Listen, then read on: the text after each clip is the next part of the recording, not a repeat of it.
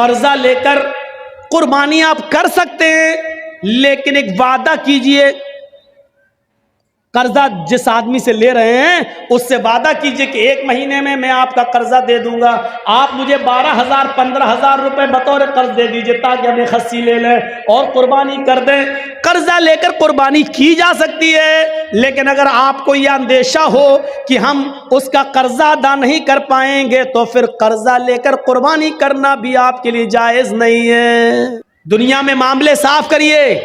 इसीलिए जनाजे की नमाज पढ़ने से पहले, पढ़ाने से पहले ये पूछ लेना चाहिए कि जिस आदमी का जनाजा मैं पढ़ाने जा रहा हूं उस मरने वाले पर किसी का कोई हक तो नहीं है। कौन पूछता है? आप अपने इलाके के मुल्ला और मौलवियों को बताइए कितने लोग हैं जो पूछते हैं। इसके बिना जनाजा है ही नहीं, लेकिन बताइए कितने लोग पूछते हैं। कितनी बस्तियों में मैं जाता हूं, जनाजा सामने खड़ा, पढ़ा दिया, अल्लाहू अकबर, हो गई, नमाज पढ़ा दी गई, उठाया जनाजा चला गया। लेकिन जनाजा पढ़ाने वाले की जिम्मेदारी है कि मय्यत का जनाजा पढ़ाने से पहले उसके रिश्तेदारों को सामने लाकर, उसके बेटे, उसकी औलाद को सामने लाकर पूछे कि मरने वाले पर किसी का कोई हक तो नहीं है। और जनाजे में सफे लग जाएं तो पूरी पब्लिक से पूछा जाए क्या मरने वाले का किसी के ऊपर कोई कर्ज तो नहीं था। अगर एक भी आदमी खड़ा होकर ये कह दे कि मरने वाला मेरा कर्जदार था, मरने से पहले उसने कर्जा लिया था, कर्जा दिए बगैर मर गया, तो फिर उसके ऊपर जनाजा नहीं पढ़ा जाएगा। सुन रहे हैं आप? फिर उस पर जनाजा नहीं पढ़ा जाएगा। फिर उसके घर का कोई आदमी खड़ा होकर, उसका बेटा या उसका भाई खड़ा होकर ये कहेगा कि अपने बाप का कर्जा मैं अदा करूंगा। जब बेटा या घर का कोई वारिस ये कहे कि मैं इस मय्यत का कर्जा मैं अदा कर दूंगा, इतना इतना रुपया तुम्हारा कर्जा मैं दे दूंगा, जब इस बात की गारंटी जब कोई लेगा तब उसका जनाजा पढ़ा जाएगा। आप समझ रहे हैं कितना बड़ा मामला है ये बंदों का मामला। एक आदमी मर गया, दुनिया से चला गया, उसके साथ उसकी नेकियों का दरवाजा भी बंद हो गया, लेकिन इसके बावजूद मेरे भाइयों उसका जनाजा पढ़ाने से पहले पूछा जाएगा क्या इसके ऊपर किसी का कर्ज तो नहीं था, कोई मामला तो नहीं था। और अगर निकल गया तो उसका जनाजा नहीं पढ़ाया जाएगा जब तक कि उसके रिश्तेदार ये ना कहें कि इसका कर्जा या इसका मामला मैं अदा कर दूंगा। मेरे प्यारे साथियों, जरा तसव्वुर कीजिए, नबी अकरम सल्लल्लाहु अलैहि वसल्लम का आखिरी वक्त है, इस दुनिया से जाने वाले हैं, इंतकाल में 2 या 3 दिन बाकी रह जाते हैं। आप फरमाते हैं लोगों अगर मेरा किसी के ऊपर कोई कर्ज हो तो वो आज ले ले, कयामत के दिन मैं नहीं दे सकता। इंतकाल से 2-3 दिन पहले लोगों अगर मेरे ऊपर किसी का कर्ज हो तो वो 2-3 वो मुझसे ले ले। एक सहाबी उठते हैं और कहते हैं कि अल्लाह के नबी मेरे 3 दिरहम हैं आपके पास। अल्लाह के नबी सल्लल्लाहु अलैहि वसल्लम ने एक सहाबी को हुक्म दिया कि 3 दिरहम इसके अदा कर दिए जाए। उस सहाबी ने उसी वक्त उनके 3 दिरहम दे दिए। आपने फरमाया लोगों जब मेरी रूह कब्ज़ उनसुरी से परवाज हो जाए, जब मेरा इंतकाल हो जाए तो मेरी नमाज जनाजा से पहले पूछ लेना किसी का कोई कर्ज तो नहीं है, किसी का कोई कर्ज तो नहीं है। अगर कोई मिलता है तो उसका कर्ज अदा कर दिया जाए, उसके बाद मेरा जनाजा पढ़ाया जाए और फिर मुझे कब्रिस्तान में दफन कर दिया जाए। मुझे गौर कीजिए मेरे भाइयों, ये वो हस्ती कह रही है जिसके लिए हम मकाम महमूद की दुआ करते हैं हर नमाज के, हर अज़ान के बाद। और इसका हाल ये हुआ कि अल्लाह के नबी सल्लल्लाहु अलैहि वसल्लम का जब इंतकाल हुआ तो पूछा गया कोई कर्ज तो नहीं था। जवाब कहीं से नहीं मिला। सबसे पहले अबू बकर सिद्दीक ने आपकी नमाज जनाजा पढ़ी, फिर उमर फारूक ने नमाज जनाजा पढ़ी, फिर उस्मान गनी ने नमाज जनाजा पढ़ी, फिर हजरत अली ने पढ़ी।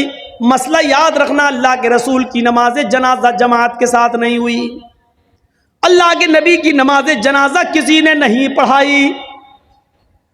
हुजरे में थे, एक एक करके लोग आते गए, पढ़ते गए। पहले अबू बकर सिद्दीक ने पढ़ी, फिर उमर फारूक ने पढ़ी, फिर उस्मान गनी ने पढ़ी, फिर हजरत अली ने पढ़ी, फिर एक एक साहबा बाद में आते गए, पढ़ते गए, एक एक करके पढ़ते जाते, निकलते जाते, यहां तक कि बाद में औरतों ने भी नमाज जनाजा पढ़ी और सबसे लास्ट में बच्चों ने नमाज जनाजा पढ़ी। इसी को पढ़ते पढ़ते और लोग देखने आते थे। अल्लाह के नबी सल्लल्लाहु अलैहि वसल्लम को तकरीबन आज के मौजूदा टाइम के लिहाज से 32 आवर्स इंतकाल के बाद 32 घंटे तक आपको दफनाया नहीं जा सका। 32 घंटे तक आपको दफनाया नहीं जा सका। और उसके बाद जब आपको दफना दिया गया, मिट्टी आपकी हो जाती है, तो हजरत अबू बकर सिद्दीक जब तक खलीफा रहे ऐलान करते रहे, लोगों अगर नबी अकरम सल्लल्लाहु अलैहि वसल्लम का कर्ज किसी के ऊपर हो तो वो मुझसे ले ले। लेकिन अबू बकर सिद्दीक 2 साल तक खलीफा रहे, 2 साल तक बराबर ऐलान किया, लेकिन कोई नहीं आया। फिर हजरत उमर फारूक का जमाना आया।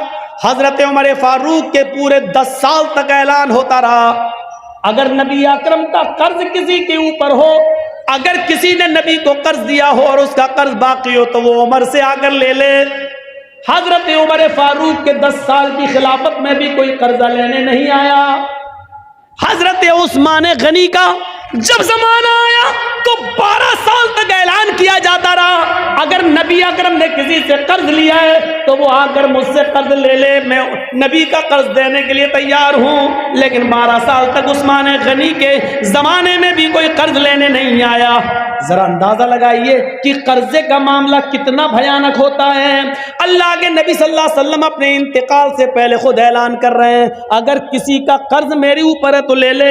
एक उठते हैं और कहते हैं कि मेरे 3 दिरहम में आपने दिलवा दिए, फिर कोई नहीं मिला। अबू बकर सिद्दीक ने 2 साल तक ऐलान किया लेकिन कोई नहीं मिला। उमर फारूक ने 10 साल तक ऐलान किया लेकिन कोई नहीं मिला। उस्मान गनी भी कहते रहे कि नबी का कर्ज किसी के ऊपर हो तो मुझसे ले ले, लेकिन 12 साल तक किसी ने कोई कर्ज नहीं मांगा। गौर करो कि कर्ज का मामला कितना भयानक होता है, क्योंकि कर्जदार आदमी की रूह लटकती रहती है जमीन व आसमान के बीच में। मेरे प्यारे साथियों, जब तक उसका कर्जा अदा न कर दिया जाए, मेरे भाइयों, ये मामला बड़ा अजीब व गरीब रहता है। आइए इस मामले को समझने की कोशिश कीजिए। हुकूकुल्लाह, अल्लाह माफ कर सकता अपना हक, लेकिन बंदे का हक माफ नहीं करेगा।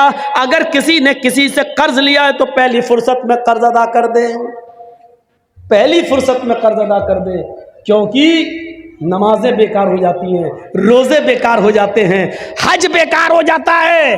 हज, लेकिन कर्जा लेकर हज करने नहीं जा सकते, क्योंकि कर्जदार पर हज है ही नहीं।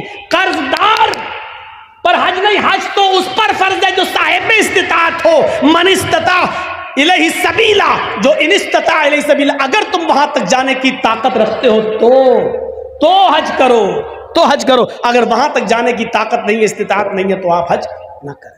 हाजी जब हज के मैदान में होता है और आसमान से एक फरिश्ता हज के दिन 9 तारीख को अरफा के मैदान में आकर कहता है, आए हाजियों, अपने गुनाहों की माफी मांगने वालों, अपने गुनाहों से तौबा करने वालों, जाओ, आज अल्लाह ने तुम्हें गुनाहों से पाक व साफ कर दिया है। आज तुम गुनाहों से ऐसे ही पाक हो जैसे धोबी की भट्टी में कपड़े का मैल कुचैल साफ हो जाता है। जैसे कोई बच्चा अपनी माँ के पेट से पैदा होने के बाद गुनाहों से पाक व साफ होता है, जैसे वो गुनाहों से बिल्कुल पाक व साफ होता है, ऐसी अल्लाह ने तुम्हारे सारे गुनाहों को मिटा दिया, सारे गुनाहों को से तुम्हें पाक कर दिया। अरे हाजियों, अपने मुल्क में जाने के बाद, अपनी बस्ती में जाने के बाद फिर से तुम अपने आप को सयाह मत कर लेना।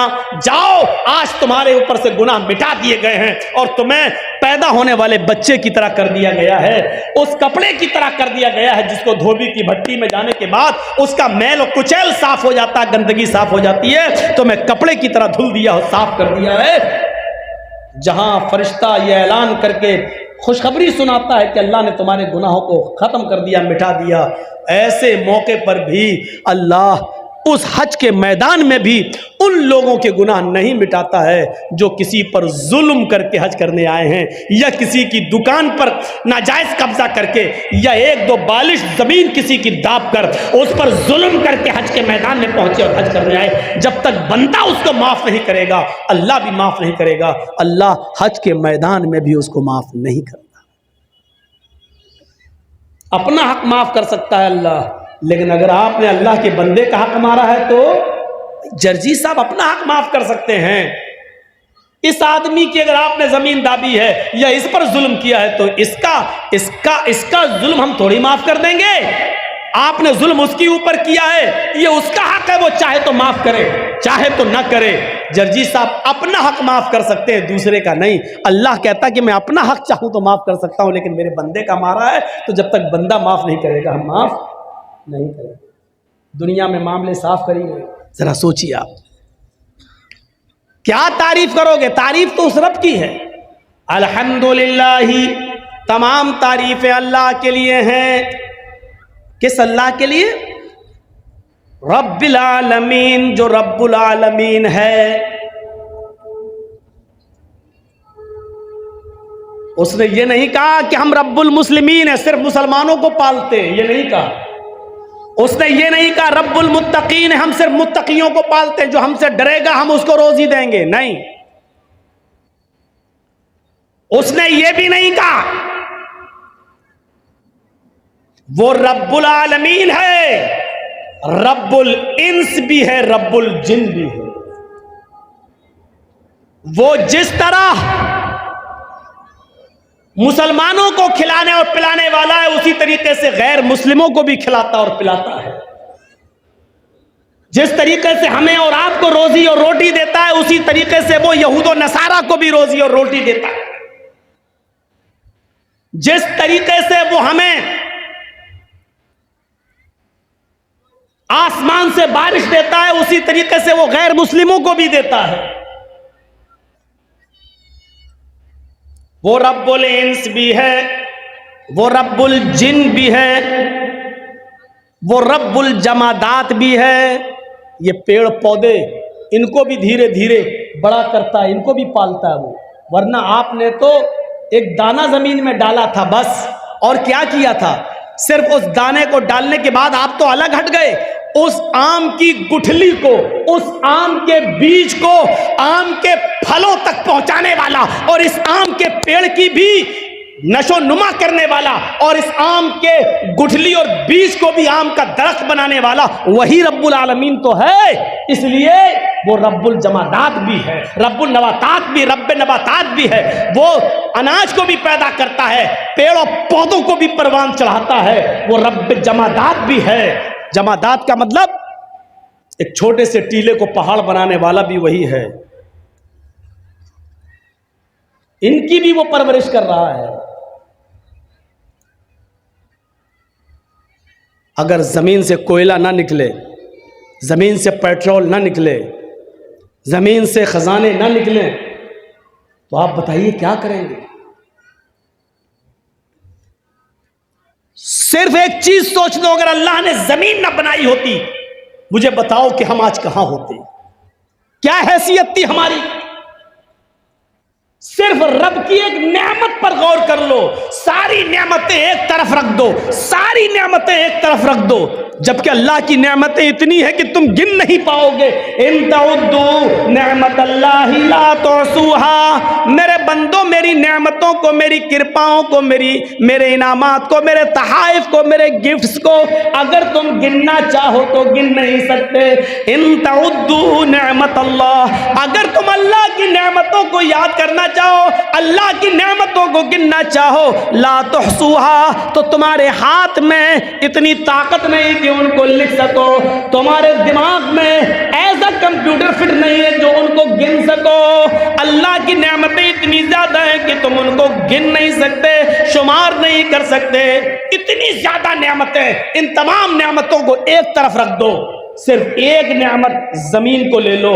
जरा सोचो कि अगर अल्लाह ने जमीन ना बनाई होती तो क्या होता? जमीन ना होती तो आज मौलाना जर्जीस का स्टेज कहां लगता?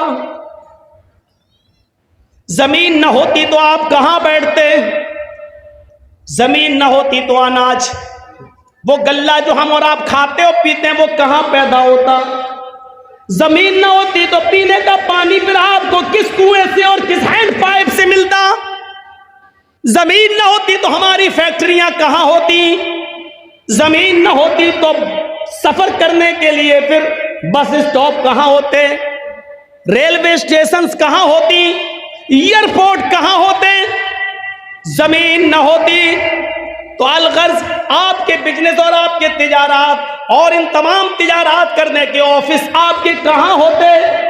यह अलग बात है कि अल्लाह ने इतनी बड़ी नेमत हमें जमीन की शक्ल में दी, अब इस जमीन की छाती पर आप एक कुर्सी और टेबल लगाकर लॉटरी के टिकट भी बेच रहे हो। आप इस जमीन पर जो अल्लाह की नेमत है, आप इस जमीन पर अफीम की और इसमें की खेती भी कर रहे हो। इस जमीन के ऊपर आप चरस और गांजा भी बो रहे हो, आप ब्राउन शुगर की खेती भी कर रहे हो। इस जमीन के ऊपर शराब के अड्डे भी आप खोल रहे हो। जो अल्लाह इस जमीन को हमवार कर सकता है, हमारे फायदे के लिए बना सकता है, इस जमीन की छाती पर ये गुनाहों के अड्डे खोलने वालों, तुम्हारे कारोबार को कारून के खजाने की तरह और कारून के साथ कारून की तरह तुम्हें भी धसाने पर वो कादिर है। जिस तरह कारून को उसके खजाने के साथ जमीन के अंदर धसा दिया, जरा शराब के अड्डे खोलते हुए, लॉटरियों की टिकट बेचते हुए, हराम कारोबार के लिए अफीम और चरस की खेती करने से पहले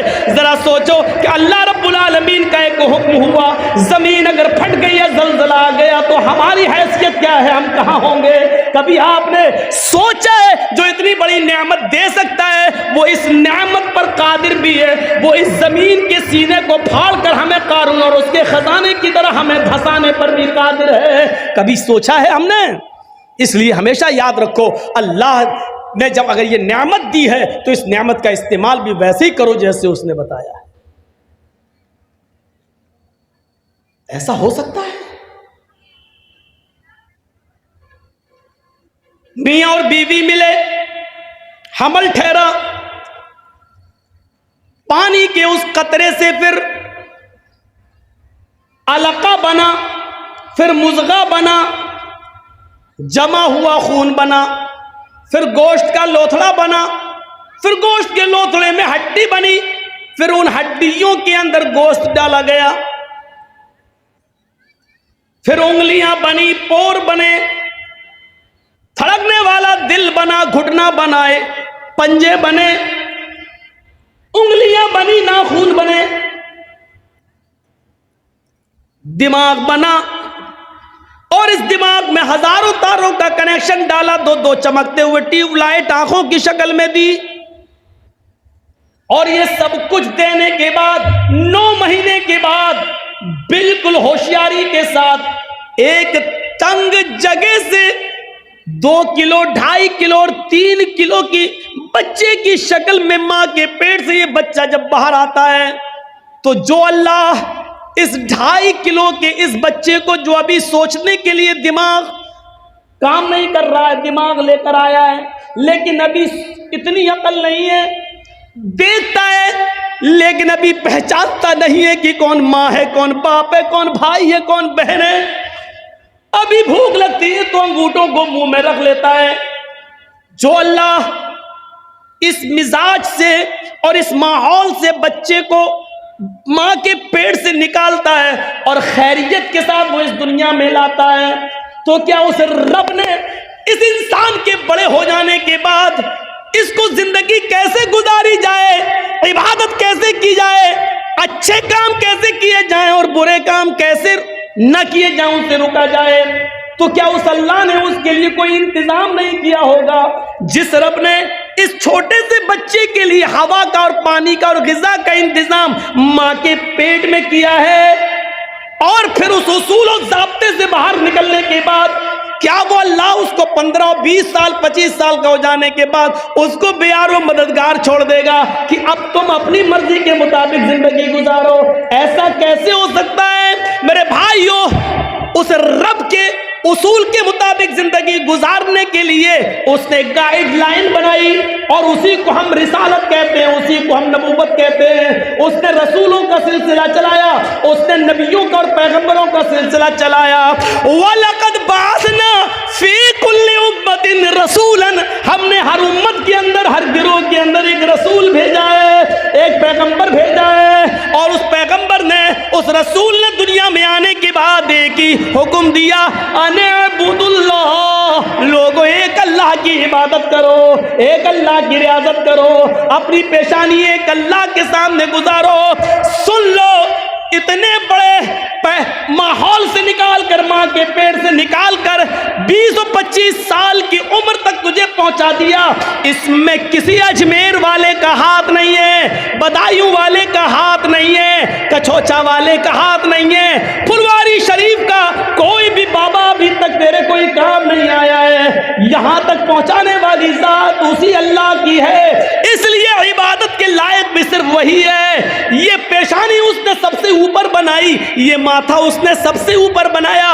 इस माथे को सबसे ऊपर बनाने का मतलब यह है कि हमने तेरा सर, तेरे पेशानी, तेरा माथा, तेरी जबीन, तेरी ये पेशानी, ये माथा जो हमने सबसे ऊपर बनाया है, आए मेरे बंदे इसको सबसे ऊंची जात के सामने झुकाना, हर किसी के सामने नहीं। लिहाजा इस पेशानी को जब भी झुकाना तो एक रब के सामने झुकाना, एक अल्लाह के सामने झुकाना, एक रब्बुल आलमीन के सामने झुकाना। यहां से हम अंदाजा लगाएं कि वो इसके बावजूद वो सबको दे रहा है। रब्बुल आलमीन है, बारिश भी बरसाता है तो सबको देता है। हम और आप किसको खिलाएंगे? जर्जीत साहब के बेटे की शादी हो रही है, जर्जीत साहब लिस्ट बनाएंगे किस किस को बुलाया जाए। जो हमारे हमदर्द हैं, हमारे रिश्तेदार हैं, लिस्ट में नाम लिखेंगे, और जो हमारा विरोधी है उसका नाम सबसे पहले काट देंगे, हट वो नहीं आएगा। जर्जीत साहब का विरोधी, जर्जीत साहब का मुखालिफ, जर्जीत साहब का दुश्मन, जर्जीत साहब के दस्तरखान पर उनकी शादी में, उनके बेटे की शादी में नहीं आ सकता है। जर्जीत साहब ने अपना और परायापन दिखा दिया। ये दिखा दिया कि जर्जीत साहब के दस्तरखान पर जर्जीत के दोस्त ही आ सकते हैं, उसके रिश्तेदार ही आ सकते हैं, दूसरा नहीं। लेकिन उस रब की रुबूबियत को देखो, उस अल्लाह की उलूहियत को देखो, और उस अल्लाह की, उस रब की रुबूबियत को देखो। उसने जो अनाज पैदा किया है, उस अनाज को हिंदू भी खा सकता है, मुसलमान भी खा सकता है, उसको सिख और ईसाई भी खा सकता है, और पारसी भी खा सकता है। दुनिया में उसने जितने लोगों को पैदा किया सब उससे फायदा उठा सकते हैं। गौर करो, जो उसने खाना मूसा अलैहिस्सलातु वस्सलाम को दिया तो फिरौन को भी उसने भूखा नहीं सोने दिया। अगर उसने इब्राहिम अलैहिस्सलातु वस्सलाम को नेमतों से नवाजा तो नमरूद को भी उसने भूखा नहीं मरने दिया। मुहम्मदुर रसूलुल्लाह सल्लल्लाहु अलैहि वसल्लम पर अगर ग़िज़ाएं उतारी हैं तो नबी के दुश्मन अबू जहल और अबू लहब को भी उसने भूखा नहीं सुलाया है। कभी हमने गौर किया अल्लाह रब्बुल आलमीन के रब की रुबूबियत पर? हमें बहुत जल्दी ये आया था, ये मेरा है, ये फला का, ये मेरा दुश्मन है, हम उसको नहीं बुलाएंगे। लेकिन जरा तसव्वुर करो, एक बार हजरत इब्राहिम अलैहिस्सलातु वस्सलाम किसी मेहमान को ढूंढ रहे थे। ये इब्राहिम अलैहिस्सलाम का एक मामूल था, वो कभी खाना अकेले नहीं खाते थे, वो खाना कभी अकेले नहीं खाते थे, किसी न किसी को पकड़ कर लाते थे और अपने दस्तरखान पर बिठा के उसको खाना खिलाते थे। एक दिन कोई नहीं मिला तो एक मजूसी समझते हैं, आग का पुजारी, आग की इबादत करने वाला, पारसी समझ लो, पारसी, आग को अपना खुदा मानने वाला, आग की इबादत करने वाला मजूसी। वो बूढ़ा कहीं जा रहा था तो कहा, बाबा भूखे हो? कहा हाँ, चलो खाना खा लो। बहुत अच्छा, आके बैठा दस्तरखान पर। इब्राहिम अलैहिस्सलाम ने खाना लगा दिया। उस बूढ़े ने जैसी खाने का लुकमा उठाया और मुंह तक ले जाना चाहा, उसने नाम लिया बिस्मिल्लाह। शुरू करता हूं आग के नाम से। आग ही को वो अपना रब मानता था, आग को ही वो अपना माबूद समझता था। तो उसने क्या कहा, बिस्मिल्लाह, मैं शुरू करता हूं आग के नाम से। इब्राहिम अलैहिस्सलाम ने हाथ पकड़ा, हे बुढ़े रख रख खाना रख। उसने रख दिया। क्या हुआ? कहा कि बिस्मिल्लाह बोलो, कहो कि शुरू करता हूं अल्लाह के नाम से। बुढ़ा बोला, भैया मैं ये तो नहीं बोलूंगा, मेरा खुदा तो आग है, मैं तो आग के ही नाम से खाऊंगा। इब्राहिम अलैहिस्सलाम ने कहा, ये खाना, ये नेमत मेरे रब ने दी है, इस पर मेरे रब का नाम लोगे? उसने कहा, इब्राहिम भूखा मर जाना गवारा है, तेरे रब का नाम लेना गवारा नहीं। इब्राहिम अलैहिस्सलाम ने कहा, उठ भाग। चला गया बुढ़ा, नहीं खिलाया। अभी वो 100, 150 या मुश्किल से 200 कदम गया होगा। अल्लाह ने जिब्राइल को भेजा और कहा, जिब्राइल इब्राहिम से कहो उस बुढ़े को बुला कर लाओ और दस्तरखान पे खाना खिलाओ। खाना रब ने दिया है, तुमने नहीं। इब्राहिम अलैहिस्सलाम ने उस बूढ़े को बुलाया और पकड़ कर लाए। आए बुजुर्ग, इधर आओ, चलो खाना खा लो। उसने कहा, इब्राहिम अभी तो आपने बुरी तरह भगाया और आप कहते हो खा लो। फरमाया, हाँ चलो खा लो। दस्तरखान पर बिठाया, कहा देखो मैं अपने रब का ही नाम लूंगा, बिस्मिल्लाह। फरमाया, बाबा तुम्हें जिसका नाम लेना हो उसका नाम ले लो, लेकिन खाना खा लो। कहा, इब्राहिम इतना कैसे बदल गए हो? फरमाया, जब तुम दस्तरखान से उठकर गए, 200 कदम दूर पहुंच गए, मेरे रब ने जिब्राइल को भेज दिया, एक फरिश्ते को भेजा, और उस फरिश्ते ने आकर मुझसे कहा, इब्राहिम उस बूढ़े की उम्र तो 90 साल है, तुम बताओ तुम्हारी उम्र कितनी है? उस बूढ़े ने कहा 90 ही साल है। कहा, अभी मेरे रब ने बताया है, जिब्रील ने बताया कि उस बूढ़े की उम्र 90 साल है। 90 साल की पूरी जिंदगी उसने कभी मेरा नाम नहीं लिया। इब्राहिम इसके बावजूद मैं उसको खिलाता रहा, वो तेरे दस्तरखान पर एक बार मेरा नाम नहीं लिया, तूने उसको भगा दिया। ये रब की रहमत को गवारा नहीं, ये उस अल्लाह की रहमत को गवारा नहीं कि कोई भूखा दस्तरखान से उठ जाए। आए बाबा, तुमने 90 साल से मेरे रब का नाम नहीं लिया, लेकिन फिर भी उसने तुम्हें खिलाया। आज भी उसने दस्तरखान से भूखा उठ जाना उसको गवारा नहीं हुआ। उसने मुझे बोला कि बुला कर लाओ और खिलाओ। उस बूढ़े के आंखों में आंसू आ गए और रोते हुए कहने लगा, इब्राहिम अपना हाथ बढ़ाओ, पहले मेरा रिश्ता उस रब से जोड़ दो जो इतना मेहरबान है, जो 90 साल तक मुझे जिसका नाम नहीं लिया फिर भी खिलाता और पिलाता रहा, यहाँ तक कि आज भी उसने मुझे भूखा दस्तरखान से उठना गवारा नहीं किया है। और आज भी उसने आपके पास फरिश्ते को, जिब्रील को भेजकर मुझे खाना खिलाने के लिए यहाँ भिजवाया है। हाय इब्राहिम, अब सबसे पहले मेरा रिश्ता उस रब से जोड़ दो, तभी हम बाद में खाना खाएंगे। उस बूढ़े ने उस रब से रिश्ता जोड़ा और उसके बाद खाना खाया। तो मेरे भाइयों, यह है रब्बुल आलमीन। वो ये नहीं देखता है कि मेरे दस्तरखान पर जो खा रहा वो मेरा दुश्मन है। यकीन मानिए, अगर अल्लाह ये समझने लगे कि ये मेरा दुश्मन है, तो यकीन मानिए फिर किसी काफिर को एक घूंट पानी भी पीने का मौका न दे।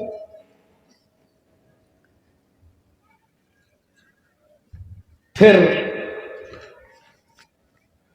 इन क्रिमिनल और गुंडे लोगों को हुक्मरानी दे देगा, लेकिन उसकी नजर में कुछ नहीं आओगा। रब्बुल आलमीन है, रब्बुल इंस वल जिन है, रब्बुल हैवानात, वो जानवरों को भी खिलाता और पिलाता है। आप कितना खाएंगे? 2 रोटी, 3 रोटी, 4 रोटी, 5, कितना खाएंगे? बहुत कम लोग ऐसे होते हैं जो, अब मैं नाम नहीं लूंगा, लेकिन एक जलसे में मैंने एक ऐसे मौलाना को देखा है जो 1.5 किलो मछली खा गया। 1 किलो बकरे का मटन वो भी खा लिया और आधा किलो सलाद भी खा लिया। चश्मदीद गवाह हूं, चश्मदीद गवाह। इतना बड़े बड़े 3 बार उसको चावल दिया गया, वो भी खा लिया। और मजाक में खाना खिलाने वाला जब और देने लगा लीजिए, तो कहता नहीं नहीं, आज सफ़र लंबा है, करके आया हूं, तबीयत मेरी ठीक नहीं, आज मैं कुछ कम ही खाऊंगा। इतना खाने के बाद भी वो कह रहा है कि नहीं मेरी तबीयत कुछ गड़बड़ है, इसलिए आज मैं कुछ कम ही खाऊंगा। तो ऐसे लोग बहुत कम हैं जो इतना खाते हैं। कितना भी खा लिया, फिर भी कितना। लेकिन मेरा रब तो वो है जो समंदर में चलने और टहलने वाली व्हील मछली, जो बड़े बड़े जहाजों को भी उलट देती है, बड़े बड़े जहाजों को भी पलट देती है, जो एक दिन में 40 टन गोश्त खाती है। 40 टन मछलियां, मुर्दे और ये जो जानवर है हशरातुल अर्ज़, जो जमीन के जानवर और समंदर में फिरने वाले जानवर, जो मुंह फाड़ती है जितने उसके मुंह में आ जाएं, 40 टन खाती एक दिन में, पर डे। उसकी खुराक कितनी है? 40 टन। मेरा रब तो उसको भी भूखा नहीं सोने देता है और 40 टन खाने का इंतजाम उसके लिए भी करता हो। रोजाना पर डे 2 रोटी और 3 रोटी खाने वाले इंसान, तुझे जरूरत पड़ रही है, तुझे जरूरत पड़ रही है अपने भाई की जमीन को गस्ब करने की, तुझे जरूरत पड़ रही है नाजायज माल कमाने की, तुझे जरूरत पड़ रही है झूठ का सहारा लेकर अपने बिजनेस को आगे बढ़ाने की, जबकि तेरी खुराक सिर्फ 2 रोटी है, तेरी खुराक सिर्फ 3 रोटी है। मेरा रब तो 40 टन गोश्त खाने वाली मछली को भी भूखा नहीं सोने देता। याद रखिएगा, कुरान और हदीस पढ़िए आप, कुरान और हदीस। इसके बाद आइए दूसरी आयत पर, अर्रहमानिर रहीम। कितनी बड़ी नेमत है, वो बड़ा ही रहम करने वाला, इंतहाई मेहरबान है। अल्लाह कितना बड़ा मेहरबान है, ये समझने के लिए बाद में हम आपको इस तरफ बाद में आएंगे। पहले ये सोचिए, अल्लाह कहता है कि मेरे पास रहमत के 100 दर्जे हैं। इस बात को जरा गौर से सुनिएगा, ये समझ गए तो पूरी तकरीर समझ जाएंगे।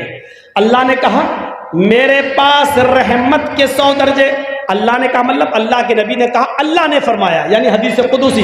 अल्लाह के नबी फरमाते हैं कि अल्लाह ने फरमाया मेरे पास रहमत के 100 दर्जे हैं। दुनिया में जो तुम रहमो करम, मोहब्बत और उल्फत देख रहे हो, ये एक दर्जा मैंने दुनिया में उतारा है। रहमत के 100 दर्जों में से सिर्फ एक दर्जा मैंने दुनिया में उतारा है, 99 दर्जे मैंने अपने पास रखे हैं। अब मैं किसी से पूछूं रहमत के कितने दर्जे हैं? 100। और दुनिया में अल्लाह ने कितना दर्जा उतारा है? एक, सिर्फ एक मुर्गी को देखिए आप, मुर्गी बिल्ली को देखती है फौरन भागती है, लेकिन वही मुर्गी जब अंडों पर बैठती है और अंडों से चूजे निकलते हैं, और मुर्गी जहां सड़क पर दाना चुगती है, अपने बच्चे उसके पीछे पीछे आते हैं, अचानक बिल्ली को देखती है मुर्गी तो भागती नहीं है। अब आप देखिए, वो मुर्गी अब भाग नहीं रही है, क्योंकि जानती है अगर मैं भागूंगी तो मेरे बच्चे मारे जाएंगे। वो मुर्गी अपने परों से खोलकर अपने बच्चों को समेटती है और बिल्ली के सामने सीना तान के खड़ी हो जाती है। इस मुर्गी के अंदर अपने बच्चों की मोहब्बत और अपने बच्चों की उल्फत के लिए परों का खोल देना और अपने बच्चों का समेट लेना, ये उसी एक दर्जे मोहब्बत का हाल है। ये उसी एक दर्जे मोहब्बत का हाल है, 99 दर्जे नहीं। एक कुतिया जब उसके बच्चे पैदा करने का वक्त आता है तो आप देखिए, कुतिया भी ऐसी जगह तलाश करती है कि हम अपने पेट से अपने बच्चों को जन्म दे सकें, जहां दूसरे कुत्ते ना पहुंच पाए और खतरनाक जानवर वहां पहुंचकर हमारे बच्चों को मार न डालें।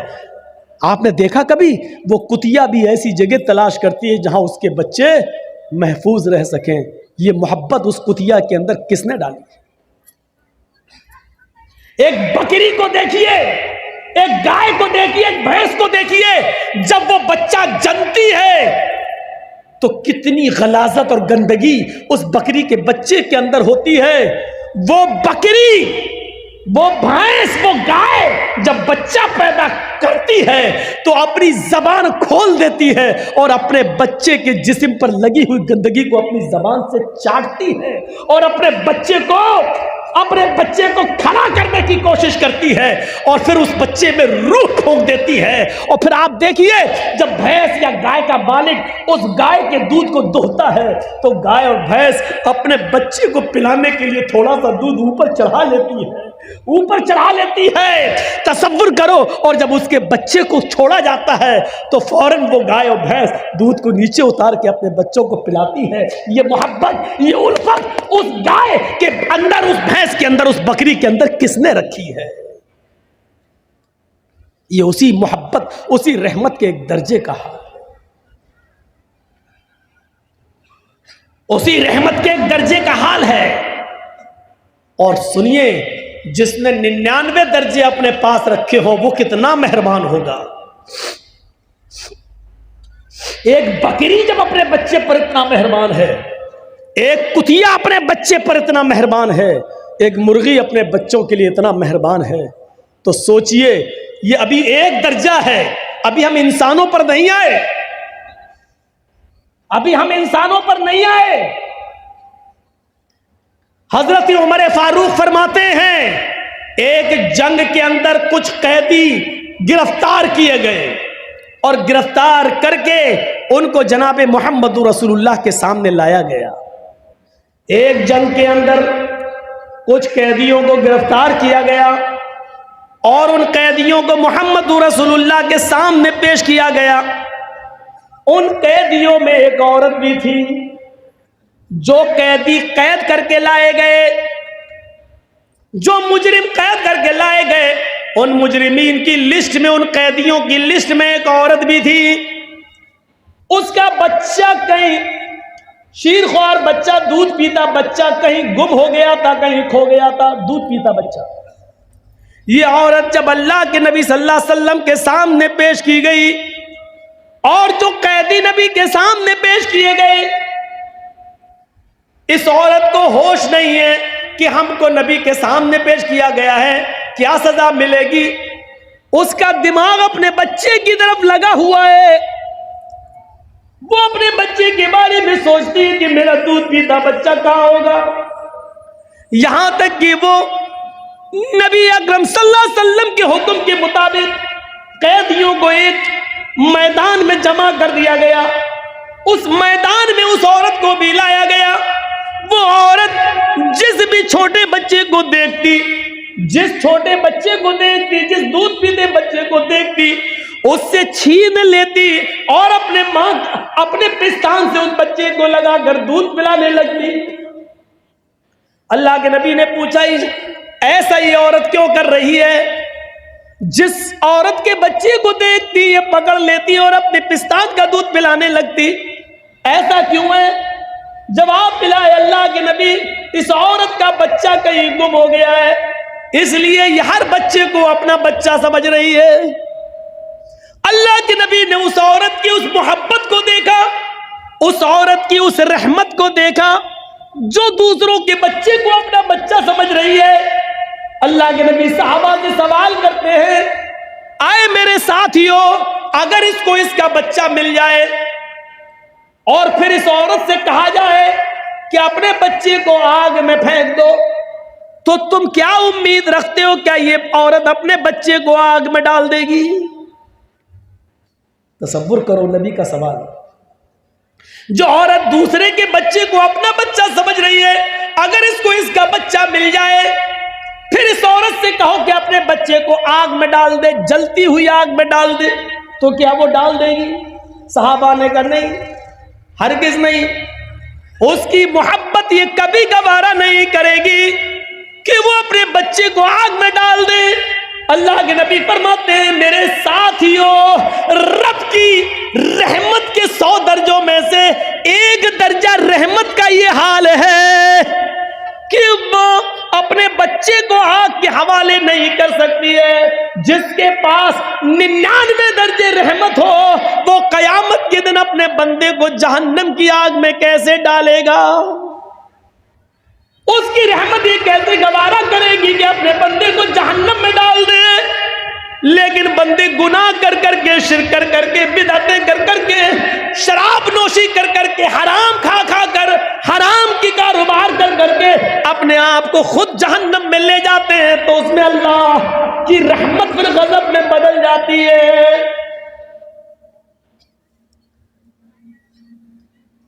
वरना रब की रहमत ये गवारा नहीं करेगी। जिसके पास 100 दर्जे रहमत हो, वो कैसे गवारा करेगा कि मेरा बंदा जहन्नम में? आप एक मिसाल को समझने की कोशिश करें। आपकी बेटी है, शादी हुई, आपने बहुत से बर्तन उसको जहेज में दिए, कांच के 2 बर्तन, कांच के 2 गिलास, शीशे के 2 गिलास आपने उसको दिए, बहुत से बर्तन दिए, लेकिन 2 गिलास रखे हुए थे अलमारी में, और कांच के दोनों गिलास जिसको आपकी बेटी ससुराल में जाने के बाद रोजाना साफ कर करके रखती थी, अचानक दोनों गिलास गिरते हैं नीचे। एक गिलास तो टूट कर टुकड़े टुकड़े हो जाता है और दूसरा गिलास बच जाता है। इत्तेफाक है, दूसरा गिलास बच जाता है। अब आपसे मैं पूछता हूं, आपकी बेटी किस गिलास की हिफाजत करेगी, जो बच गया उसकी या जो टूट गया उसकी? कोई भी अक्लमंद इंसान होगा, उसको अगर खड़ा करके पूछा जाए तो वो यही कहेगा, अरे जो टूट गया है उसकी क्या हिफाजत करेगी, वो तो चकनाचूर हो गया है। उसकी हिफाजत करेगी जो बच गया है। तो जो गिलास बच गया उसको उठाएगी, उसको पोंछेगी और फिर रख देगी, और जो टूट गया, चकनाचूर हो गया, वो जानती है कि ये जुड़ नहीं सकता। अब उसको घर में भी रखना गवारा नहीं करेगी। झाड़ू से इधर उधर कांच तो नहीं बिखर गई, किसी के पैर में न चुभ जाए, इसलिए उस जगह को साफ करके उस टूटे हुए कांच के गिलास को साफ करेगी और एक बर्तन में लेकर डस्टबिन में डाल देगी या बाहर कूड़े में जाकर फेंक देगी। उस टूटे हुए गिलास को कभी वो अपने पास नहीं रखेगी। क्यों? हर चीज का एक क्वेश्चन होता है, क्यों?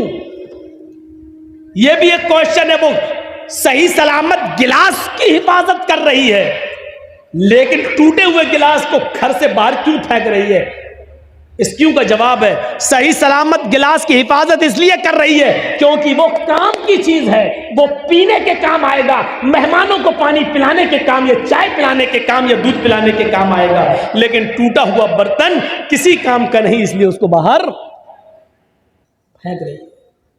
चलिए, अब मैं आपसे पूछता हूं कि एक मां के 2 बेटे हैं, दोनों बेटे जवान हैं। एक पढ़ लिख कर बहुत काबिल हो गया है, उसकी सरकारी सर्विस लग गई है, उसको 1 लाख रुपया महीना मिल रहा है। मां बूढ़ी हो चुकी है, बाप का इंतकाल हो चुका है, वो बेटा 1 लाख रुपया महीना कमाता है, 50,000 रुपये महीना कमाता है, और उसी पर वो अपना पेट भी पालता है, अपने बीवी बच्चों का पेट भी पालता है और अपनी बूढ़ी मां का भी ख्याल रखता है। लेकिन उसी मां का एक दूसरा बेटा है, वो भी जवान है, लेकिन उसके दोनों पैरों में पोलियो है, लकवा मार चुका है, उसके दोनों हाथों में कंपन है, हाथ भी उसके लकवा मार चुके हैं, वो न उठने के लायक है ना अपने से बैठ सकता है, ना अपने से खा सकता है, ना अपने से पेशाब और पायखाना कर सकता है। इस बच्चे की उम्र भी 18-20 साल है। इसका भाई भी 20-22 साल का है, जो कमाता है और अपनी मां को खिलाता है। लेकिन ये बेचारा अपाहिज बच्चा, दोनों पैरों से अपाहिज, दोनों हाथों से अपाहिज, बिस्तर पर लेटा है। ये न कमा सकता है, न मां का पेट भर सकता है, न खुद खा सकता है। ये बच्चा भी नाकारा है, किसी काम का नहीं है, बेकार है। बल्कि ये बच्चा अपने मां पर भी बोझ बना है, बल्कि अपने बड़े भाई के ऊपर भी बोझ बना हुआ है। मैं आपसे पूछना चाहता हूं, मां इन दोनों बच्चों में से किस बच्चे की हिफाजत करेगी और किस बच्चे को अपने घर से बाहर निकालेगी? आपका जवाब होगा, वो किसी भी बच्चे को बाहर नहीं निकालेगी। वही औरत जो कांच के गिलास की हिफाजत कर रही है, जो बच गया क्योंकि वो काम का है। लेकिन मां उस काम के बच्चे से ज्यादा देख रेख इस बच्चे की कर रही है, जो दोनों बिस्तर, अपने दोनों पैरों, दोनों हाथों से अपाहिज और लकवे का शिकार है, फालिज मार चुकी है, उसकी हिफाजत कर रही है। मां उस बच्चे के सर से पसीना नहीं पोंछेगी जो मेहनत करके आया है, इस बच्चे के सर से पसीना पोंछ रही है जो बिस्तर पर लेटा है।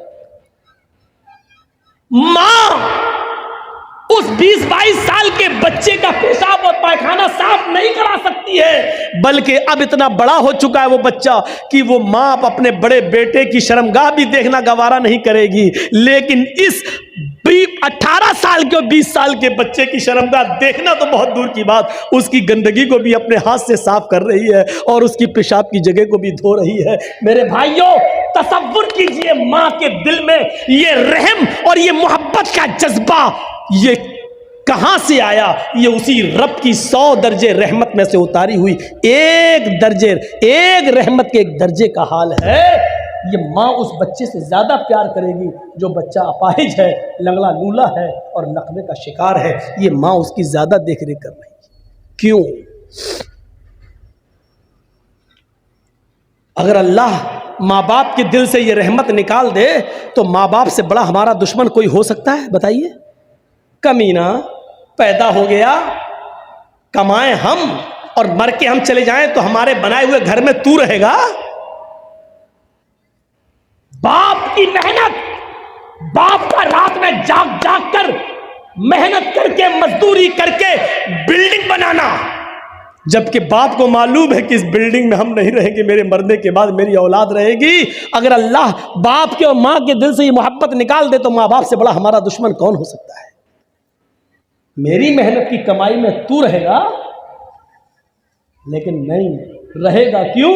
क्योंकि बाप की मोहब्बत ये गवारा नहीं कर सकती है कि मेरी औलाद मारी मारी फिरे।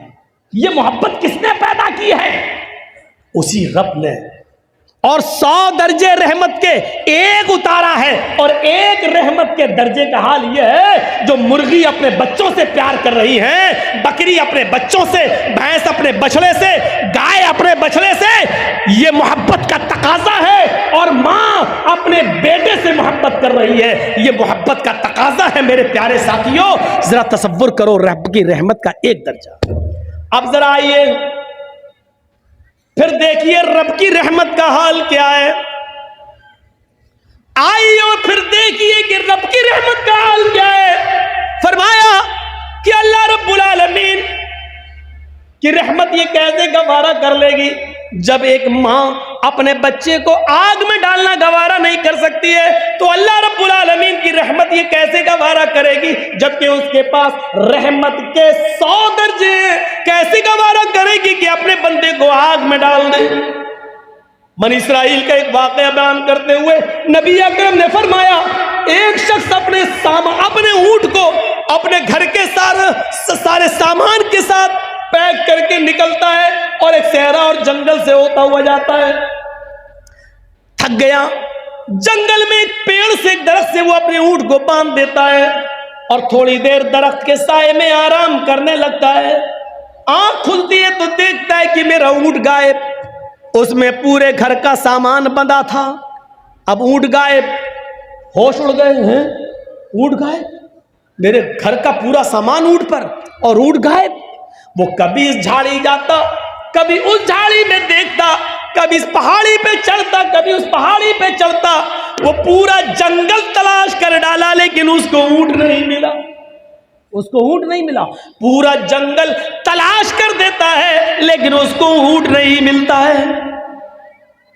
मायूस होकर उसी पेड़ के पास आता है, हाथ सर पे रखकर सोचने लगता मैं क्या करूंगा।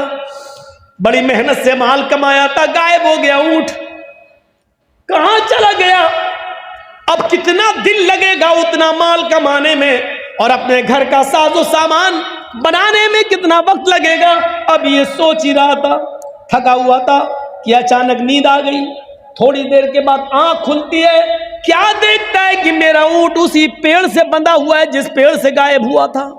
आता है, ऊंट तो ये, जाकर देखता बंधा है।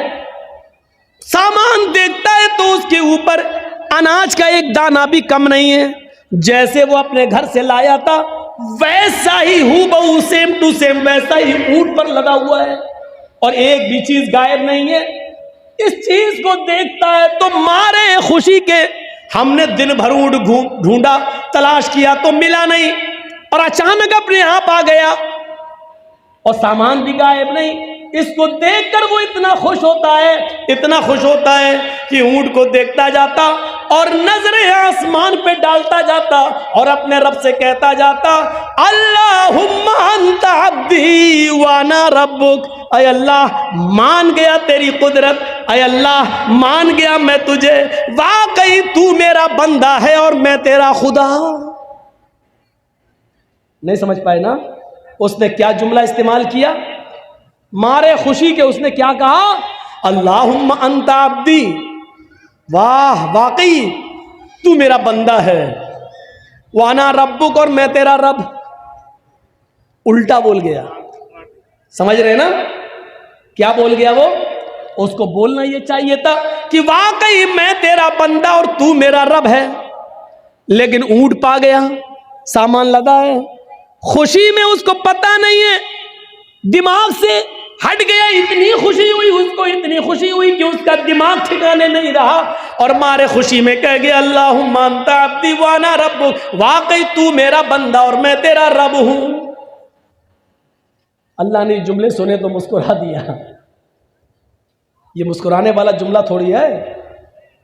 अब मेरा बेटा खुशी में अगर ये कह दे कि मैं तुम्हारा बाप हूं तुम मेरे बेटे, भाई कोई चीज मैं ला के उसको दूं खुशी में जो उसको बहुत पसंद हो और खुशी खुशी कहते बाप तुम मेरे बेटे हो मैं तुम्हारा बाप, तो हम नाराज थोड़ी होंगे। हम तो खुश होंगे कि देखो खुशी में बेचारा ऐसा कह रहा है, जबकि कहना ये चाहता था कि हाँ तुम मेरे प्यारे अब्बू हो और मैं तुम्हारा बेटा, लेकिन धोखे से उसके मुंह से निकल गया मारे खुशी के, हाँ मैं तुम्हारा बाप हूं तुम मेरे बेटे।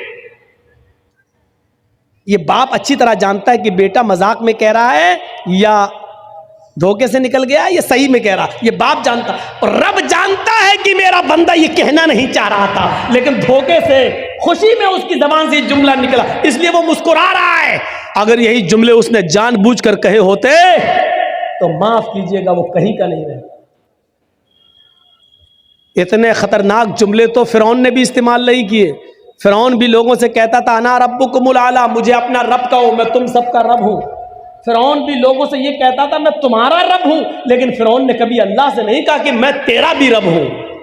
फिरौन ने कभी जिंदगी में अपने रब से नहीं कहा अय अल्लाह मैं तेरा भी रब हूं। वो लोगों से कहता था ना रब्बुकुमुल आला, मैं तुम्हारा रब हूं, तुम मुझे अपना रब मानो। लेकिन इसके बावजूद अल्लाह ने क्या किया, उसको दरिया में गर्क कर दिया, डुबो दिया और मार डाला और उसकी लाश को समंदर से बाहर फेंक दिया। आज भी मिस्र के म्यूजियम में उसकी लाश निशाने इबरत बनी हुई है। आज भी उसकी लाश देख लो, जो देखना चाहे। आज भी जमीन उसको एक्सेप्ट नहीं करती है। जिस जमीन में गाड़ा जाता है जमीन निकाल के फेंक देती है, जिस समंदर में डाला जाता है समंदर निकाल के फेंक देता है। आज भी उसकी लाश निशान इबरत बनी हुई है। फिरौन ने इतने बड़े जुमले नहीं कहे थे। इसने ये कहा था मैं तुम्हारा रब हूं, लेकिन अल्लाह से कभी नहीं कहा था मैं तेरा रब हूं। लेकिन इसने तो अल्लाह ही को अपना बंदा कह दिया और अपने आप को रब का, अल्लाह का रब कह दिया। अल्लाह अंत अब्दी वाना रब, तू मेरा बंदा मैं तेरा खुदा। जरा तसव्वुर करो। लेकिन इसके बावजूद अल्लाह नाराज नहीं हो रहा। क्यों? क्योंकि उसके दिल की नीयत ये नहीं थी। अल्लाह के नबी इस वाक़े को बयान करने के बाद कहते हैं, जितनी खुशी इस बंदे को होती है अपना ऊंट पाने के बाद के होश में नहीं है, इतनी खुशी है कि वो जमीन पर पैर नहीं रख रहा है।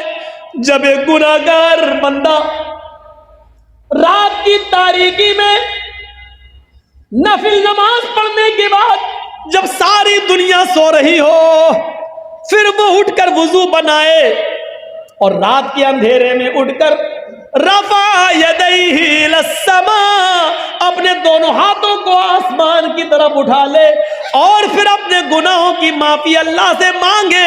आय अल्लाह, अल्लाहुम्मा ग़फ़िर लिज़ुनूबी, अल्लाहुम्मा ग़फ़िर ली, अल्लाहुम्मा ग़फ़िर ली, अल्लाहुम्मा ग़फ़िर लिज़ुनूबिना वरहमनी वस्तुर उयूबिना। ये सारी दुआएं वो मांगने लगे और फिर वो रब को राजी करे कि अल्लाह हमारे गुनाहों को बख्श दे, हमें माफ कर दे, हम पर रहम फरमा। अल्लाह के नबी फरमाते हैं, जब एक गुनाहगार बंदा अपने रब के सामने अपने दामन को फैला लेता है, अपनी झोली फैला लेता है और रब के सामने अपने हाथ उठाकर दुआ मांगता है, आय अल्लाह मुझे माफ कर दे, मेरे गुनाह बख्श दे, तो अल्लाह ताला को इस बंदे से भी ज्यादा खुशी होती है जो अभी मारे खुशी के ये कह गया तू मेरा बंदा मैं तेरा रब। जितनी खुशी इस इंसान को होती है अपना ऊँट पाने के बाद, अल्लाह को इससे कहीं ज्यादा गुनाह, कितनी ज्यादा गुनाह, कई ज्यादा बढ़कर अल्लाह ताला को खुशी होती है जब कोई गुनाहगार बंदा उसके सामने अपने गुनाहों की तौबा करता है, अपने आप को कहता है कि अल्लाह मुझे माफ कर दे। अल्लाह को इससे भी ज्यादा खुशी होती है। ये उसका रहमो करम है कि गुनाह करने के बावजूद वो अपने बंदे को माफ करता रहे। हमको 12:30 बताया गया था इसलिए, ठीक है। तो मेरे भाइयों, यहां से आप अंदाजा लगाइए कितना मेहरबान है वो अल्लाह। और सुनिए, एक चीज आपको पॉइंट की बता देता हूं।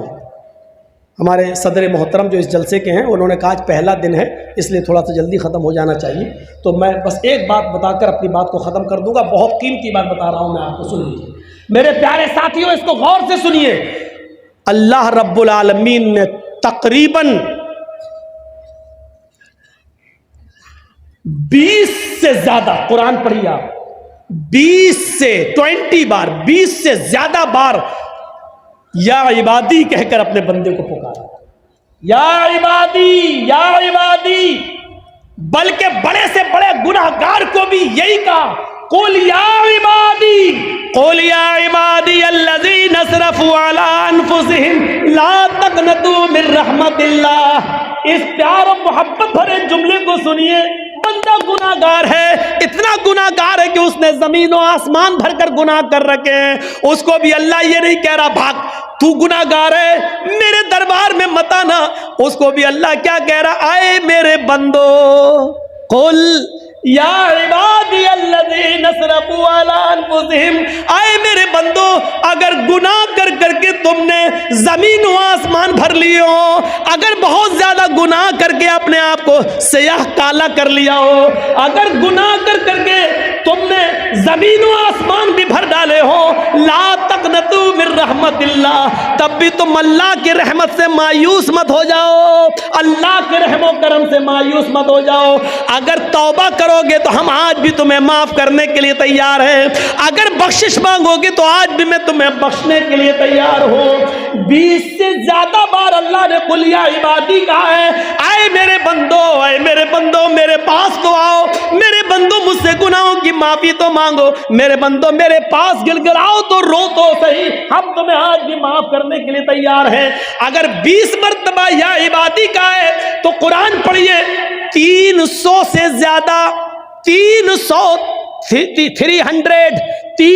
से ज्यादा उसने रहमत का लफ्ज इस्तेमाल किया है, रहमत का लफ्ज इस्तेमाल किया है। ये मेरी रहमत, ये मेरी रहमत, ये मेरी रहमत। और एक लफ्ज तो ऐसा कह दिया है, रहमती वसीयत कुल्ल शई, रहमती वसीयत कुल्ल शई। आए मेरे बंदो, मेरी रहमत हर चीज को घेरे हुए, मेरी रहमत हर चीज पर छाई हुई है। मेरी रहमत के साए में आओ तो सही। आए मेरे बंदो, मेरी रहमत के दायरे में आओ। हम तुम पर भी अपनी रहमत निसार कर देंगे, हम तुम पर भी अपनी रहमत का साया कर देंगे। ये अर्रहमान रहीम, ये रब की रहमत है। माँ बाप, भेड़ बकरी, दुम्बा, मुर्गी, कुत्ता कुतिया और जानवरों की रहमत और इंसानों की रहमत भी सुनी और रब की रहमत भी आपने सुनी। ये सब रब की रहमत के 100 दर्जों में से एक दर्जे का हाल है, अर्रहमान रहीम। मैं 2 ही आयतों पे चल पाया, अल्हम्दुलिल्लाह रब्बिल आलमीन अर्रहमान रहीम। अभी रहमान रहीम पर और भी बाकी है। मेरे प्यारे साथियों, कल कोई दूसरा टॉपिक आपके सामने रखेंगे। हम यहाँ से ये सोच कर उठें कि अल्लाह रब्बुल आलमीन है और रहमान रहीम है, वो मेहरबान है, वो जिस तरीके से सबको पालता और पोसता है, उसकी नज़र में कोई दोस्त और दुश्मन नहीं, वो सबको देता है। तो हमें और आपको भी उसको रब समझना चाहिए और उसकी रहमत का फ़ायदा उठाना चाहिए, अपने गुनाहों की माफ़ी मांगना चाहिए और उस रब ने जो हमें ज़िंदगी दी है, उस रब की दी हुई ज़िंदगी को उसी रब के बनाए हुए कानून के मुताबिक हमें चलाने की कोशिश, चलने की कोशिश करनी चाहिए। हम अल्लाह से दुआ करते हैं कि बारे इलाह हमारी ख़ताओं को माफ़ फरमा दे, हमारे गुनाहों को बख्श दे, हम मुसलमानों पर रहम फरमा। ऐ अल्लाह हमें अपनी रुबूबियत को समझने की तौफीक अता फरमा और हमें रब्बुल आलमीन के रहमान और रहीम से हमको रहमत तलब करने की तौफीक अता फरमा। जब तक तो हमें ज़िंदा रह, इस्लाम पर ज़िंदा रखना, जब हमारा खात्मा हो तो ईमान पर हमारा खात्मा फरमाना। वमा अलैना इल्लल बलागुल मुबीन व आखिरु दअवाना अनिल हम्दुलिल्लाहि रब्बिल आलमीन। अस्सलामु अलैकुम व रहमतुल्लाहि व बरकातुहू। अस्सलामु अलैकुम व रहमतुल्लाह। मुहतरम मेरे प्यारे साथियों, आप हजरात ज़रूर हमारे इस चैनल को सब्सक्राइब कीजिए और जब भी हम वीडियो डालेंगे आप तक ज़रूर पहुँचेगी। और ज़्यादा से ज़्यादा इस बयान को शेयर करना और लाइक कमेंट करना।